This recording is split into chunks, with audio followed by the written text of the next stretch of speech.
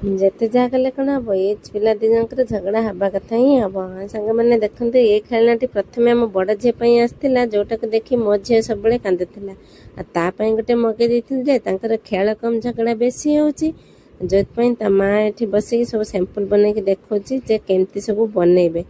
ତାଙ୍କର ଏମିତି ଚାଲିଥିଲା ସକାଳର। ଆଉ ମୁଁ ଚାଲିଲି ମୋର ରୋଷେଇ ଘରକୁ ରୋଷେଇ କରିବା ପାଇଁ। ଏଠି ଦେଖନ୍ତୁ, ମୁଁ ସକାଳେ ଖାଇବା ପାଇଁ ସୁଜି ଉପମା ବନେଇଛି। ରାତିରେ କିଛି ସୁଜି କରିଥିଲି, ସେ ବଳି ପଡ଼ିଥିଲା, ତାକୁ ଥୋଇ ଦେଇଥିଲି। ସେ ପୁରା କେକ୍ ଭଳି ହେଇଯାଇଛି। ଆମେ ରାତିଦିନ ସୁଜି ଖାଇବାର କାରଣ, କାହିଁକିନା ଅଙ୍ଗନବାଡ଼ିରୁ ସୁଜିଟି ମିଳିଛି, ଯେଉଁଟାକି ବେଶୀ ଦିନ ଆମେ ରଖିପାରିବୁନି। ଆଉ ଏଠି ଦେଖନ୍ତୁ, ଗୋଟେ ପିଲାକୁ କେତେବେଳେ ମା ପାଖରେ ତ କେତେବେଳେ ବାପା ପାଖରେ ଗେଲ ହେଉଛି। ଆପଣମାନେ ଅଙ୍ଗନବାଡ଼ି ସୁଜିକୁ କେମିତି କ'ଣ କରିକି ଖାଉଛନ୍ତି କମେଣ୍ଟରେ ନିଶ୍ଚୟ କହିବେ। ଆଉ ଏଇଠି ଦେଖନ୍ତୁ, ଉପମା ମୁଁ ସମସ୍ତଙ୍କୁ ବାଢ଼ି ଦେଇ ତାପରେ ଆମର ଦ୍ୱିପହର ଖାଇବା ପ୍ରସ୍ତୁତ ହେଇଥିଲା, ଯାହାର କି ଭିଡ଼ିଓ ମୁଁ ଜମା କରିପାରିନଥିଲି। ଆଉ ସିଧା ଯାଇଥିଲି ଦ୍ୱିପହର ଖାଇବା ଉପରକୁ।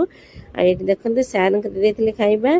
ଆଉ ତାପରେ ସାର୍ଙ୍କୁ ଦେଇସାରି ମୁଁ ବସି ପଡ଼ିଥିଲି ଖାଇବା ପାଇଁ।